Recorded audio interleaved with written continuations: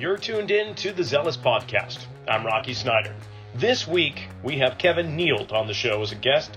He's currently the head performance coach for the Boston Bruins, where he oversees all aspects of designing and implementing the team's performance training programs. He works with a whole bunch of athletes outside of being with the Bruins, but primarily focusing on hockey. Hope you enjoy the show. Be sure to subscribe. Follow us on Instagram, Rocky_Snyder. Let's get to the conversation. Boston Bruins, that's my go-to, my hometown boys. And we always had this thing growing up in the 70s and the 80s about New England sports. It was like the Celtics were the hot date. And if you could equate it to like going out with somebody, they would never let you down. And they were the hottest thing around. And the Red Sox were like this girl that just seemed like she was going to be better, but actually turned out to be a complete disaster. And then and the Patriots, well, they were always on kind of like they were there, but they were always a disappointment. And the Bruins at that time were like, okay, if I've got nothing else going on, I'm going to give her a call.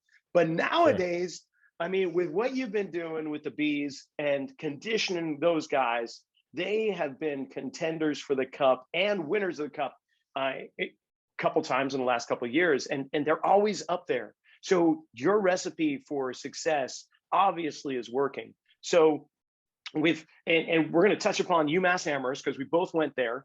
Me for just partying and you for academics, which was just amazing. And we'll talk about a little of the difference there. But I want to know, you've been out here for my West Coast team, which is the Sharks. And I love my Sharks. I love going to the Shark Tank. In fact, I hate to tell my friends back in New England, but my affiliation or my fandom is more in San Jose than it's ever been with the Bruins there. So, but it's nice to have the best of both worlds. So I get to talk to you with the Bees and see my Sharks play. But how did you get started with that? Because you're a Pennsylvania boy. I know you grew up hockey, but what made you kind of jump into the professional ranks? Yeah, I mean, I guess my career getting started, but my interest in I wouldn't say just strength and conditioning. I would say all of the extra work that goes into helping maximize an athlete's potential really started for me as a youth hockey player. I was kind of the reasonably skilled but too fat and slow to compete at higher levels type player, and I happened to intersect with a coach that really put a high priority on off-ice training.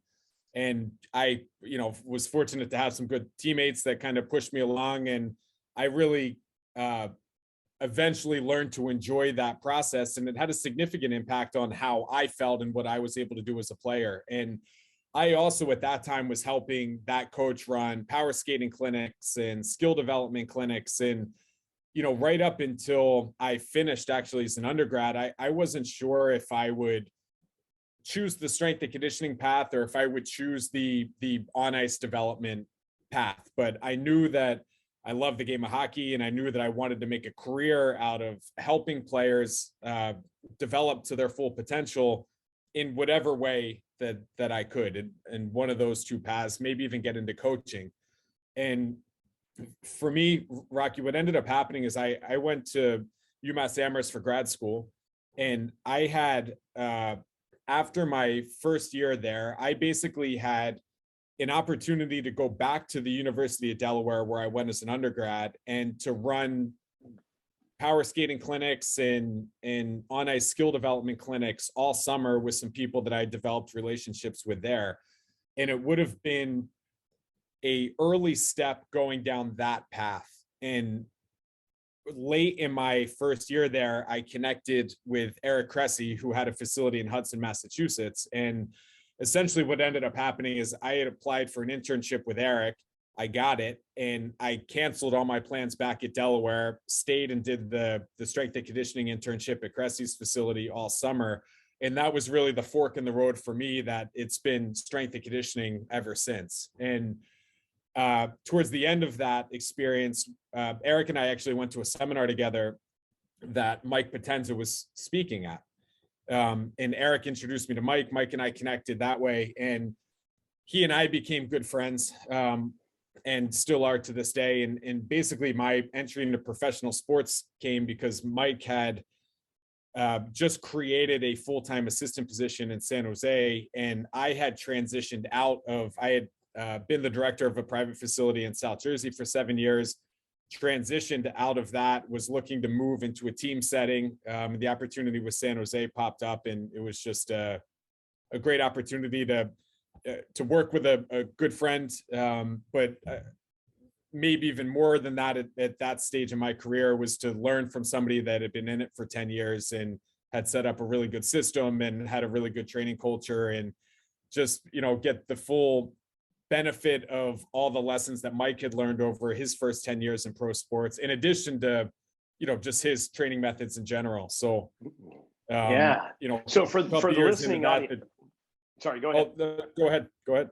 I was just going to say, for the listening audience, Mike Potenza is the head strength conditioning coach for the San Jose Sharks. And actually, I've had him on the show. So if you want to look at previous episodes, look back and you can check out the conversation I had with him. But I mean, working under his wing right there and knowing the type of work that he does over there with the Sharks, I mean, must have been like drinking from a fire hose.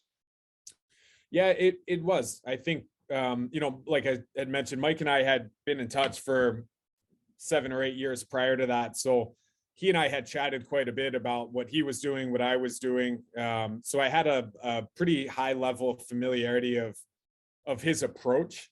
But obviously it's a unique setting. You can have an identical philosophy to somebody else, but if you work in 2 different settings, the outcome of that philosophy could look totally different. So, Mike at that time was in the earlier stages of getting more involved with blood work and testing for food sensitivities and nutrient deficiencies and some things that I think you guys had talked about when he was on the podcast. And I think with my background, I had spent a lot of time looking at different movement assessments and using those to influence programming. And both of us were pretty heavy on trying to find ways to individualize training programs based on the specific needs of the player. So there were a lot of complementary synergies between the 2 of us and what we were doing separately. So, it was it was a lot of fun working with him and being able to put our heads together to see,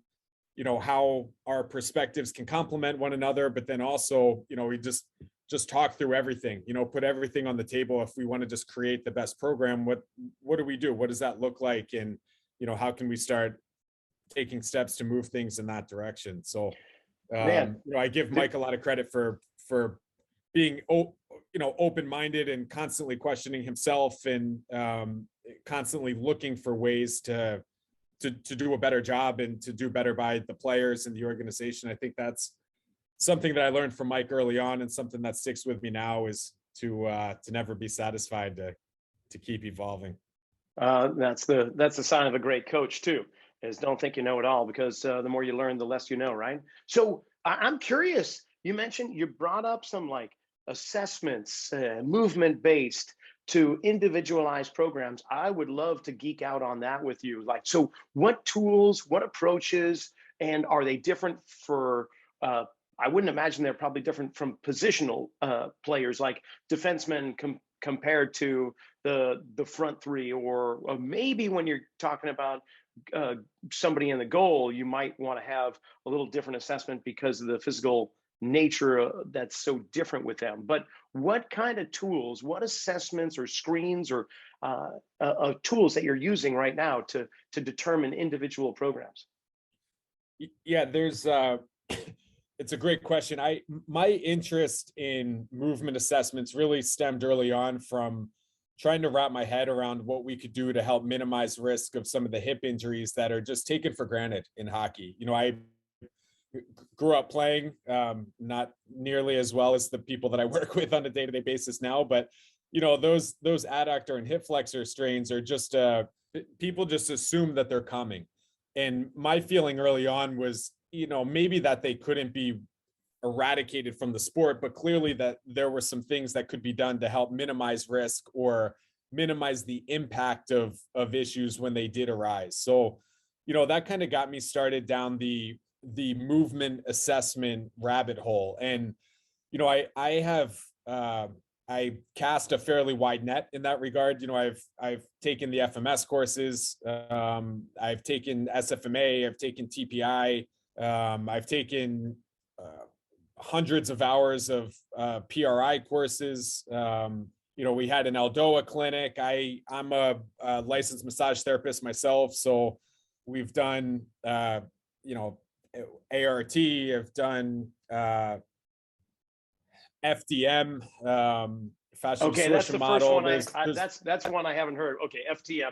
I got them all before that, but there's Yeah, one I so haven't heard. I actually that was a terrific course. I love the people involved with that too. So I'd look into that if you're so inclined. But all of it was really geared around how can we start to identify major red flags that may predispose somebody to a higher risk of injury, and then what can we do about it? And you know, that for me started a appreciation for the fact that one, there's a huge variation in structural archetypes. So the build of people walking in, you know, there's short femurs, long spines, there's short spines, long femurs. And if you ask both of those people to squat, it's going to look totally different. So that may change your risk reward thinking depending on what the exercise is. You know, certain things look really natural and fluid for certain people, so you can load those heavier, and certain things don't. So you might want to keep that present as a movement, but maybe not as a primary exercise, for example. So Sure. It started my appreciation for really recognizing the differences in structure, and then also the differences in movement characteristics. And you know, you kind of make assumptions that teenage kids, which was the bulk of what I worked with in the private sector, that, you know, they're young, they should move uninhibited. And, you know, there's obviously some motor control and some learning elements of how to control their body and move in different patterns. But you wouldn't think that there were any joint restrictions or anything along those lines that would impair somebody from learning how to do an exercise correctly. And what we found through that movement assessment process is that early teenagers had severe limitations in ankle dorsiflexion, for example, or shoulder internal rotation, or shoulder flexion, getting full overhead motion. So, you know, there's, when you start to see that over and over, the next logical conclusion is every exercise isn't a good fit for every athlete that's walking through the door. If somebody doesn't have ankle dorsiflexion, then, you know, requiring them to go through an exercise that is going to require ankle dorsiflexion is probably not a good fit for them at that time. So we would start to make adjustments to the program, even if, you know, we had a group and there was a set program for the group at that time. We would start to say, all right, this guy, lack of ankle dorsiflexion, so we're going to pivot from this exercise to this exercise. These two guys can't get their arm overhead, so we're going to pivot from this exercise to this exercise. Such as, like, can you give examples of those exercises? Yeah, sure. So, you know, we would transition away from squat variations to more deadlift variations with vertical shins or near vertical shins for people with dorsiflexion limitations. People that can't get their arm overhead wouldn't overhead press, and I'd be more cautious with chin ups and overhead pulling variations as well. But they would do things like landmine presses, or, you know, angular, more, where if their arms just in front of their ear, just in front of their chin, you can just play with the angle that they're pulling at. And if they can't get their arm all the way overhead and you're asking them to, then they're just going to stop here out in front of their chin, and then they're going to arch back so that they can get their arm vertical, which Sure. isn't what we're looking for either. So it's not like they are eventually getting this. They're still stuck in the same spot, and then they're leaning back to get to the point that allows their arm to go vertical overhead. So, you know, those to me seemed at the time like common sense substitutions for, if this is the range of motion they have available, then let's identify if the limitation is structural or functional. So is this something that we can change? And if it is, let's go after that aggressively. But in the meantime, until they regain that motion, let's train around the limitation instead of trying to jam our way through it. Love it. Love it. So then you're taking a multifaceted approach now with individualizing the programs to find out where the restrictions are. If they are functional, then you're going to get them to either do some type of movement prep, some type of, I don't want to say corrective, but guiding them into a pattern of movement that they are not familiar with to elicit a change in their kinematic sequence, so to speak, right? How their joints move. And do you do that with your training staff, like your strength coaches, your assistants under you? Is that something that the physical therapist comes in and says, oh, I got this, or the athletic trainer? How does that work? Don't necessarily name names on the team, but just take an example of, okay, I've got this guy that has restricted dorsiflexion, and therefore I'm going to avoid the squat right now until we clean that or get that less restricted. How are you going to do that?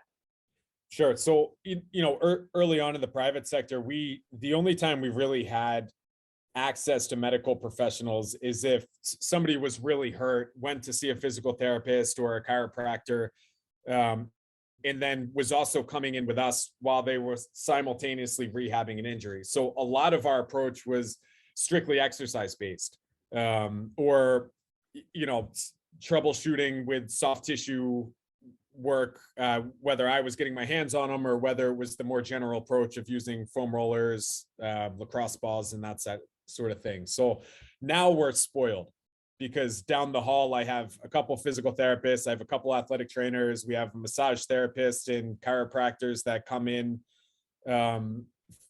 several times a week. So now my role in that process has changed quite a bit, where number one responsibility for me is not square peg round hole. It is from an exercise selection standpoint. So let's make sure that guys aren't doing anything that clearly their body is not a good fit for at a specific time. As far as what's done about the actual restriction, we certainly continue to reinforce things from an exercise standpoint. Corrective exercise isn't a bad word to me, like it is for some people, but so whether we're approaching things that way, or if it's hey, this guy was good, now something doesn't feel right, like go down the hall, let's let somebody, maybe they need a manip on the ankle, maybe they need swelling control, maybe they need some soft tissue work just to open up some motion that's already there. So we have a whole range now of highly skilled professionals and of just options that are available for people to use to troubleshoot different issues. And I honestly, Rocky, I think that there's countless examples in exercise and in the rehabilitation world where you can take different paths to get to the same endpoint. Yes. And sometimes personnel becomes a bottleneck here too, where somebody might be on the table getting worked on by somebody else, and somebody else needs work and they can't get on because somebody else is there. So then they have to go see somebody else. So that other person may address a limitation slightly different than another person. But at the end of the day, if the intervention leads to the desired outcome, then it's fine. Whether it's, the personal preference of the athlete. Some people really like to be manipulated. Some people really don't.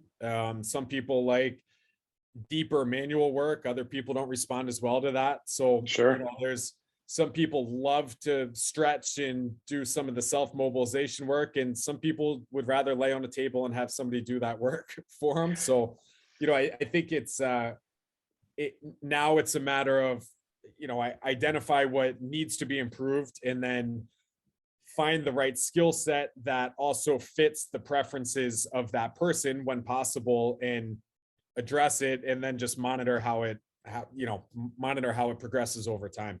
That makes complete sense. And I'm completely jealous of your entire operation to have so many professionals, top notch in different fields, to all come together in another team-like fashion for the betterment of your team.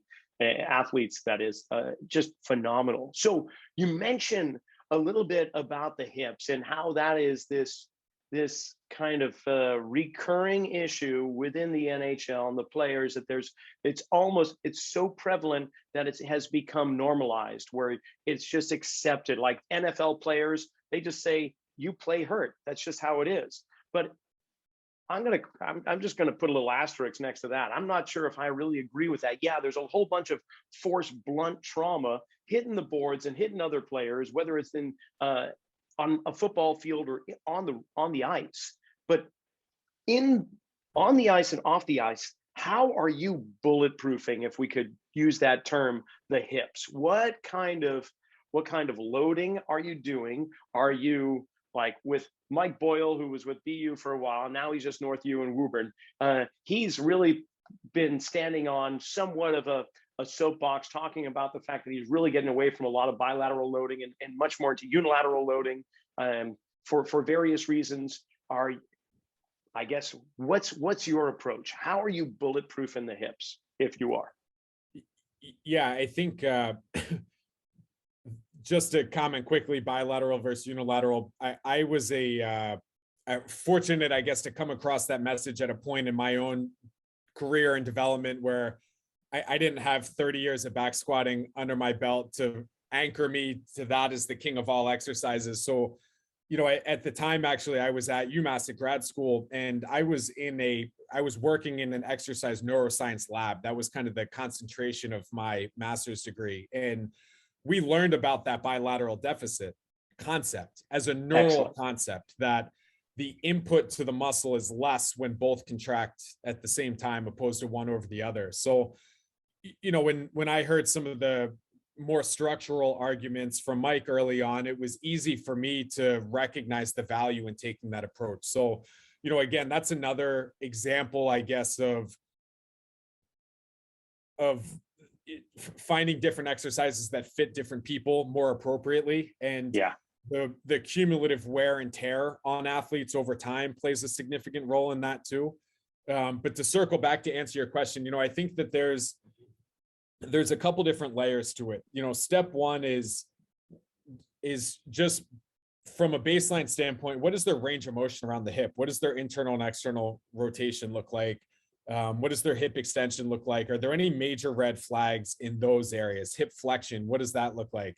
And if so, is this a likely femoroacetabular impingement scenario that's structural, or is it a hybrid, which I think it is most of the time, between some structural limitations and functional limitations that are amenable to some sort of intervention to open them up? Or is it 100% a functional limitation that you can get it cleaned up through, manual work, corrective exercise, whatever tools you have available to yourself? So that's step one. I think as part of that, if somebody has a major deficit in hip flexion, for example, then we're going to control their hip flexion depth on every lower body exercise that they do. So when you're talking about assessing hip flexion, abduction, adduction, internal, external rotation, are you looking at that from an open chain perspective, a closed chain perspective? Are you looking at both? How does this hip behave when the foot's off the ground compared to when it's touching the ground? Primarily using typical table assessments to see, passively unloaded, how is that hip moving? And, I think I could build convincing arguments for looking at it in a lot of different ways. And to me, if somebody's joint can't go through a range of motion passively without the constraints of minimizing the constraints of gravitational input and active control, then they have no shot when they're upright. I don't know a joint in the world that's going to move better actively than it does passively. There are certainly cases where a joint has range of motion and then the individual's ability to control it is compromised, and that's a separate path to help improve that. But if the joint can't move passively, it can't move actively, is my stance on that. So okay, so we start there, and then there's the, if there are limitations that we think we can address, then we use a wide variety of exercise-based interventions. Some of those are from the FMS, SFMA school of thought. Some of them are from things that I've learned from Andrew Espina and his functional range conditioning seminar. Some of them are PRI techniques that I learned from them. I think one of the big things that steers me in one direction over the other is just getting an appreciation for how one side looks relative to the other. We see quite a bit of, somebody might have 10 degrees more of external rotation on one side and 10 degrees more internal rotation on the opposite side. And that's likely a sign that, barring anything wonky from an antiversion, retroversion, unilateral bias there, it's likely a sign that, the axis is out of whack. And if you can use some asymmetrical type exercises to help restore some of that positioning, and then the symmetry reappears, or at least the opportunity for more symmetrical motion appears, then you're okay. And that was the right fix. But so, I'm kind of veering off course a little bit here. No, that's good, because I'm interested in the asymmetrical training, because with basically the approach that I take with my clients and athletes is that it is not uncommon for us to be more biased on one limb than the other until we gain a little bit more symmetry within them, and then we can start to be less biased. So that's interesting. I'm wondering, with your strength training protocol, are there times where you're going to say, you know what, we're going to do this RDL or this particular directional lunge, and I want you to do more on your right leg than you do on your left leg? Do you tend to do that, or is that kind of not necessarily what you're talking about? We would very rarely do that from a strength training standpoint. We will do that more with an emphasis and a focus on motor control. So if somebody has a really hard time stabilizing on one leg, then we may cue them in a few different ways and have them do extra reps on that to help really hammer home their ability to control that pattern. And that includes more static type movements like a one leg SLDL, like you just referenced. It also includes more dynamic patterns like landing single leg jumps, or rebounding off of one leg in single leg jump patterns. We'll get, hockey players obviously spend a lot of their time on the ice and move very eloquently on the ice, but sometimes not as well off the ice. So we'll get some pretty funny, a guy can skip really well laterally in one direction, but not the other direction. So we'll certainly spend some more time in some of those areas that fall more under the motor control umbrella in those cases, but not as much unless it's an injury reconditioning standpoint where we know that there's a deficit. Then that's a little bit of a different scenario. But with people that are pain-free and healthy, it's more of a control focus than a strength or hypertrophy focus. Sure, I got you. So when it comes to your staples, like you've got on your website, you've got quite a few products when it comes to creating a powerful athlete in hockey, and you've got some great, you've got DVDs and a whole series of information workshops and so on that are on there. What have you found over the years you've been doing this, and proven true by what you do with the athletes? What are your go-to kind of fundamental moves in a gym setting, like when it comes to strength training as well as explosiveness? What do you put the majority of your athletes through, with the understanding that everything is individualized? Sure. Yeah, I think from a lower body standpoint, we will trap bar deadlift quite a bit. We dumbbell reverse lunge. Dumbbell step up is an exercise that I've done more and more over the years. Not as much early on in my career, but that's one that we use a lot. And do you tweak it in the frontal or transverse plane just because there's so much more action around the hip? So primarily in season, we don't. We just, the focus for me more is on getting an aggressive shin angle in a forward lean over that front foot. opposed to a more upright torso and a more vertical shin orientation. We'll try to really cue an aggressive forward lean. We also split squat quite a bit. We don't RFE as much in season, but that's a big staple in the off season. So, I would say unilateral, bilateral, we're probably 70-30 unilateral heavy. That trap bar deadlift is our primary bilateral lower body consistent presence in the program. We have a pit shark here as well to belt squat. So we use that quite a bit too. It's easy to monitor depth. It removes the load from the spine completely because the belt goes around their waist. So it's a way to get some of that bilateral load while minimizing some of the axial loading that can create issues with guys, particularly as they age and prolong their career and have more wear and tear, both from a cumulative total volume of movement standpoint, but then also from if you're 35 years old nowadays, you've probably been training for 15 to 20 years, so the training age factors into that quite a bit as well. So those are kind of the big staples from a lower body standpoint.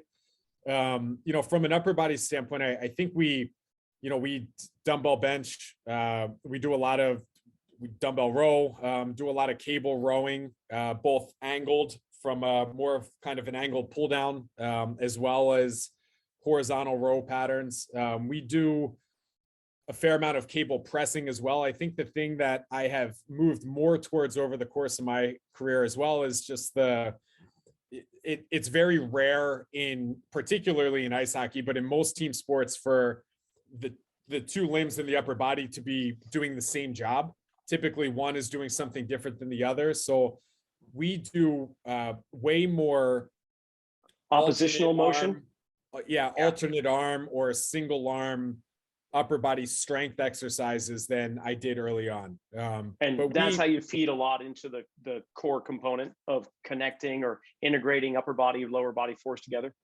Exactly. And then also just encouraging open thoracic motion. So when you have something in both hands, you kind of lock into that extended position and then you just stay there. So you're not getting a lot of freedom of rib cage movement when you go through those patterns. And look, like if you do 3 sets of 6 of a barbell bench press, does that mean you're not going to be able to rotate ever again? Like, no, it's not that severe. But I think the more we can bias exercise to allow the freedom of movement in certain areas, the less we're going to be taking away from that freedom of movement. So, some of it, I think half the battle is just removing the bad, trying to minimize the amount of things that may steer somebody down a bad path is going to set them up for success as much as, trying to find the perfect exercise to, address some, in some cases, an asymptomatic movement limitation that has been discovered through some process. So for us, it's more just,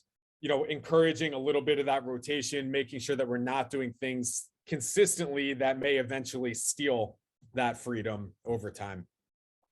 And I'm really curious in terms of like 3-dimensionality, because when you're talking about a hockey player and you're watching them skate, it's not like you're watching a sprinter running around the track. It's not, although there's a lot of sagittal plane, hip flexion extension going on, obviously, but we've got abduction and adduction. We've got a lot more rotation going on.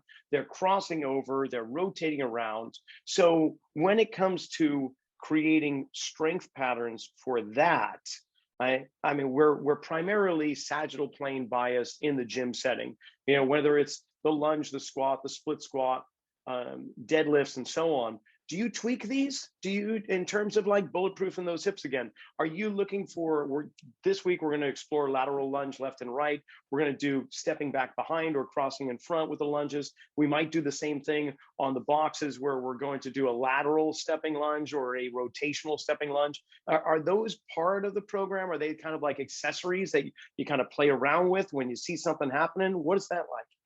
Yeah, it's a good question. So there's 2 things that I want to touch on. The first is that when you pile on enough mileage, everything breaks eventually, right? So part of our annual vision is specifically getting away from some of those lateral and rotational patterns because the volume of those things in season is so high.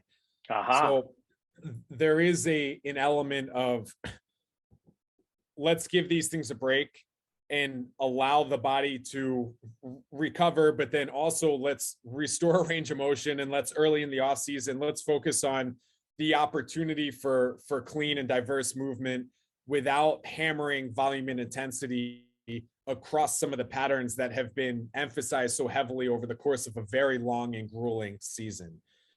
That said, I think that there are a few different ways once we kind of get through that initial phase of the off season that you can start to address some of those factors. And, in a early acceleration on the ice, it is a more sagittal plane dominant pattern, but the force input into the ice is more in a horizontal vector. And it's true, even at higher speed skating, that's more the case than not, that it's not the vertical input that's as impactful on moving the body as the horizontal input into the ice. So we do a lot of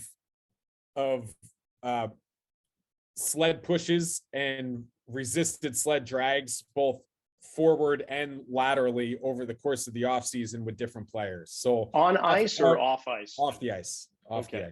So one of our main, in certain phases of our off-season program, heavy sled marching is one of our main lower body strength exercises. We will also do some different lateral lunge dumbbell patterns that start to build some push strength in more of a lateral pattern. But from a strength standpoint, we take a more general approach where we're just trying to build the size of the engine. And then a lot of our movement work, our speed work, and our power work is driven more into those lateral and rotational patterns throughout the course of the off season. So we'll do more lateral jumping, more rotational jumping, med ball throws, things along those lines, even playing with different starting sprint positions and different transitional sprint patterns. So, crossover steps, starting from a side standing position and really emphasizing leaning over the front leg and pushing under with that front leg like they may in a crossover stride. Those things, I think once we try to, when the focus turns more into maximizing speed and power output, I think some of the things that you're questioning from a lateral and rotational pattern really become a more a predominant focus in those stages of the off-season program. In season, part of our process is on a daily basis, we have a warm-up in place. And what that warm-up entails will be different depending on the situation. Are we training that day? Are we not? What have we done the day before? What do they have coming up the next couple of days? But the general elements of that are some sort of mobility work, some sort of hip and core, lower load, motor control, activation type exercises, and then more of a locomotion based dynamic warm-up.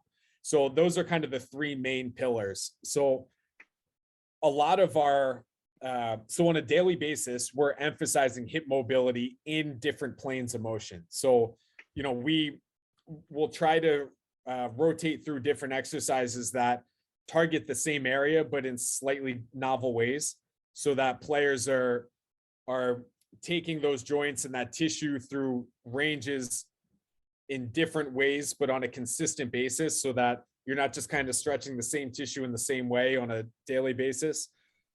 Similarly, from a hip and core activation exercise standpoint, we're trying to attack different patterns of motion.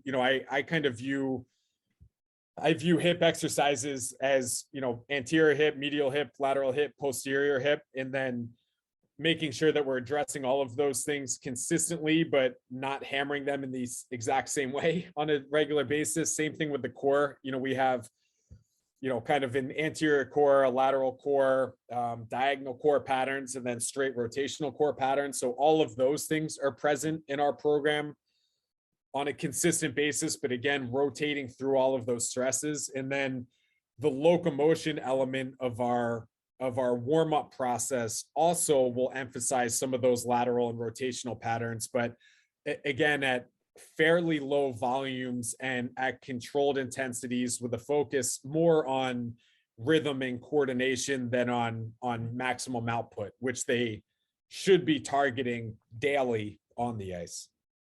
It makes complete sense. So the people that have listened to these podcasts will understand that it's not that I have a foot fetish so much as I am intrigued by the structure of the foot and how all those 33 joints, 26 bones move in opposition in some ways, and to either become this mobile adapter and absorb impact and absorb the surface in which it strikes upon. And then in a moment's notice, in less than a second, it becomes this rigid lever that creates propulsion.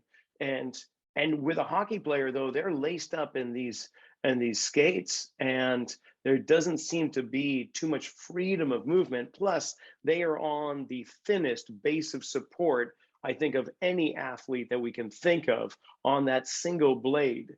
And I say this because I'm curious, Kevin, when you're going through like SFMA or your movement assessments and so on, how much time do you go down and look at ankle inversion, eversion? You already mentioned dorsiflexion, plantar flexion, but how deep do you go into the structure of the foot? Just like you said, one person will have a long spine, short femur, and then a long femur, short spine. You're going to have a lot of different foot shapes. Is that something that you've started to kind of delve into or explore? So I think is a global screening process for the organization. We're really trying to capture major big picture red flags, and significant limitations in hip rotation in our sport is a major big picture red flag. Significant limitations in dorsiflexion range of motion is going to limit somebody's opportunity to adopt deeper skating positions, which is a significant red flag and important for us to know off the ice from an exercise programming standpoint. Some of those more granular details about how the foot and ankle move, I think for certain people can be incredibly important. And that's a rabbit hole that I think we would go down on a case-by-case basis with our medical staff. And, I can tell you, I've seen players with extremely high arches that have a hard time controlling movement over that foot. They tend to roll towards the outside, and then once they're going, they're going. So, seeing them move barefoot sometimes is really helpful because you can see what the foot's doing and start to appreciate, is this a foot losing control that's then feeding up the chain, or is this maybe a centering and hip control issue that's feeding down the chain into the foot? I've also seen the far opposite extreme where, somebody's navicular bone is just sitting on the turf when they walk around, and there's no arch and there's no ability to create that rigid segment that you alluded to earlier. And as you know, that can create its own issues, both from a stability and control standpoint, but also from a force transfer standpoint, because they are locked in the boot, but that doesn't mean the foot doesn't move. True. If you throw ice skates on or even ski boots and you shift your weight side to side, you're going to feel your feet inverting and everting, and pronating and supinating, even within that boot. So, I think that it's an area that can have a big input up the chain if there's something that's not operating the way that it should be. But I also think that there are so many different, like you could probably build similar arguments about the hands, where somebody's hand Sure. moving in a certain way that's not feeding into the shoulder the right way, and vice versa. And for us, it's more, what's the net that we can cast that's going to have the most significant impact on the group as a whole. And then from there, again, we're fortunate to have some people with some unique and advanced skill sets to dive deeper on certain individuals if they need it. But, we get guys that'll block shots and then have swelling go down to the ankle, and then that changes the way that they're able to load through that joint for some period of time. We've had some bad ankle sprains, high ankle sprains, things like that have lingering effects down the road. So I can certainly appreciate the impact that some limitations in those areas will have up the chain. As you you might watch somebody squat, and even if you're not tapping into maximum dorsiflexion range of motion, if there's some sort of old lingering ankle issue, they may shift weight or rotate weight off of that foot. And if you don't look at it from the right angle, you might miss it. You know, if you look at it from the side, it might look like their torso angle, their, quote unquote neutral spine, and, their hip depth is good and everything looks pretty solid from that vantage point. But, then if you're looking at their knees straight away, you see the ones kind of pulling back behind the other. And if you look at them from behind, you'll start to see there's a little bit of a twist through the hips there. So, we've seen our fair share there. I bet. But, maybe that speaks to the importance of just constantly changing your vantage point in the way you're watching people move. Because if you watch from one angle, you might miss it. Yeah, no, well said. So aside from your voice in regards to coaching and your eyes and what you see, and of course your hands with the fact that you've done all this other work and you can do soft tissue work with them, I'm thinking more about the tools outside of your body, in your toolbox of conditioning. What are your go-to tools when it comes to strength conditioning your athletes? Are there certain devices that you are preferring more so than others? What are your top 3 or 4 items that you would have if somebody said, okay, we're going to set you up here, I want you to train these hockey athletes, and just tell me you can only have 4 things. What are they? Yeah, I think budget would dictate that to a large extent, but I think we have a gym aware system here. So we have several gym aware units to measure the velocity and the power output with certain exercises. I think that does a couple things for us. One, it allows us to track output at different loads across the force velocity continuum at different times. So if we're emphasizing more low load, high velocity work, or more high load, lower velocity work, we can still gauge change and improvement across the force velocity curve at different times of the year. So that's really beneficial from kind of a program effectiveness and monitoring standpoint. There's also an element of just tapping into the competitiveness and maximizing effort. I think when people are getting instantaneous feedback, it gives them something to anchor to and something to, score to try to beat, whether it's theirs or the guy standing next to them, or both in most cases. So that's a big one for us. We've had opportunities to use dual force plates, and I've had access to a just jump mat for years. I think similar thought process, having some way to provide feedback on jump height, but as a longitudinal monitoring tool, but also as a way to, if you're going to jump, now getting the feedback says, did I jump higher or not than last time? And what did I change about my technique or my intent that allowed me to maximize that output? So there's some utility there as well. I think from an off-ice training standpoint too, having a heart rate monitoring system can be really helpful, both in terms of improving the specificity of your conditioning recommendations, and also in just raising awareness about how recovered people are between exercises that have a different focus, meaning, your heart rate should recover before your nervous system recovers. If you're doing a maximum effort lift or a maximum intensity sprint or jump, something where the intent is to really raise the ceiling from an intensity standpoint, your nervous system's not going to recover as fast as your heart rate. So if you finish a set and then you're just going right to the next thing, if your heart rate's still elevated, then that's a clear early signal that your nervous system isn't going to be at a point that's going to allow you to maximize your intensity again on the next set. And if that's the focus of that exercise or of that training phase, then wearing heart rate monitors throughout an entire session gives some objective data point, because it's harder to say, sit for 12 minutes because that's what research says, or, well, how do you feel? Do you feel good? Go. Because a lot of times people will, out of boredom, say that they feel recovered when they're not. So I think having takes the guesswork away. Anchor to, some of it at least. I think you know, half the battle I'm learning is as I continue on here in the industry is just being less wrong.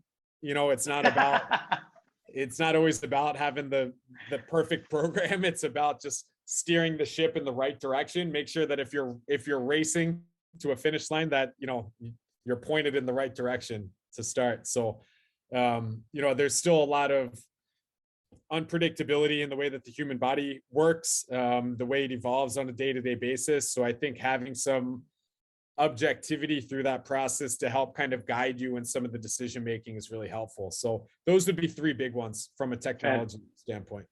Right on. Well, I've really thoroughly enjoyed the presentations you've given through the NSCA over the course of this last couple of years. Most recently, there was just a presentation you gave that they put on their website that I thoroughly enjoyed. But learning things as you do, and then imparting that knowledge down into the strength and conditioning industry is really wonderful. I'm curious though, what is it you're pursuing now in regards to knowledge? Where are your sights? Where has your compass pointed to? What are you intrigued and interested in? Yeah, I think I have a little bit of what I would probably describe as professional ADD, that, you know, different things catch, I'm interested in everything. And different things catch my interest at different times, and I'll chase those for a little bit and then realize that something else that's really important probably isn't getting the attention that it deserves, and I'll pivot and try to circle back to some of that. So, you know, I think where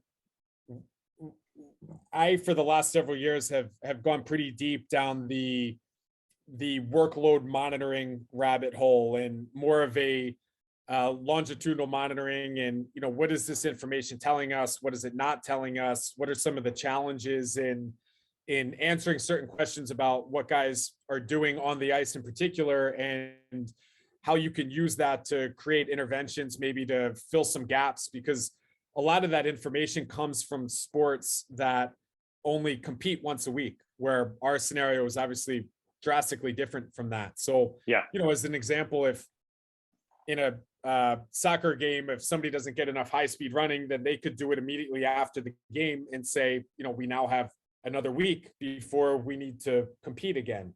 Or, you know, maybe they could build that into the week of practice on a specific day, knowing that they still have a window to allow that player to recover before the next competition. Well, for us, you have to be really strategic in how you do that, because we're going to play a game again in 48 hours. So if you say, all right, the next day we didn't do enough of this, or, you know, the cumulative volume of work for this player is drifting down for whatever reason, so we're going to start to add more to build them back up.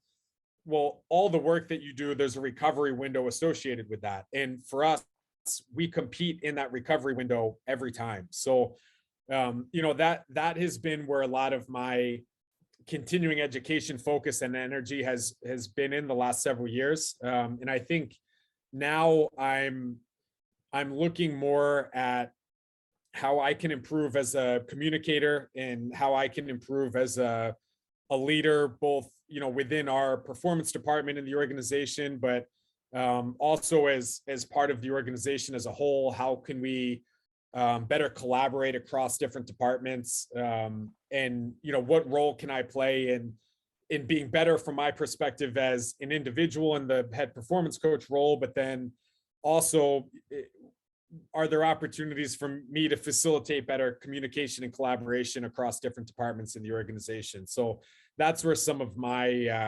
attention is going to recently. right on.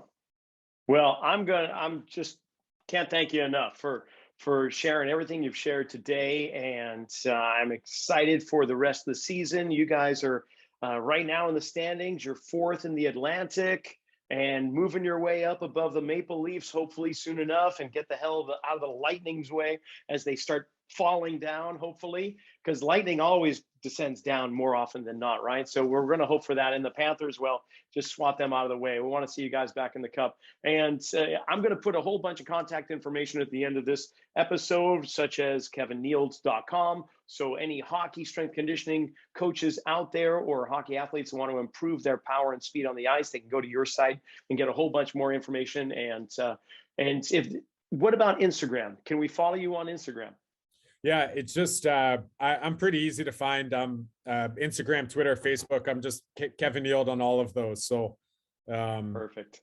It should be pretty easy to find there. I've tried over the last couple months to start to. I don't have as much time as I used to write longer articles and to publish information on my website as consistently as I'd like. So I've started to try to use Instagram as a platform to just share small tidbits of information. So certainly I do that for me as much as everybody else, but if there are things that, I encourage people to check it out. If there are things that they like, things they don't like, if there are things that they would like maybe me to weigh in on or me to comment on or whatever questions, just reach out to me through there, and then I'll do my best to take in the feedback and use that moving forward.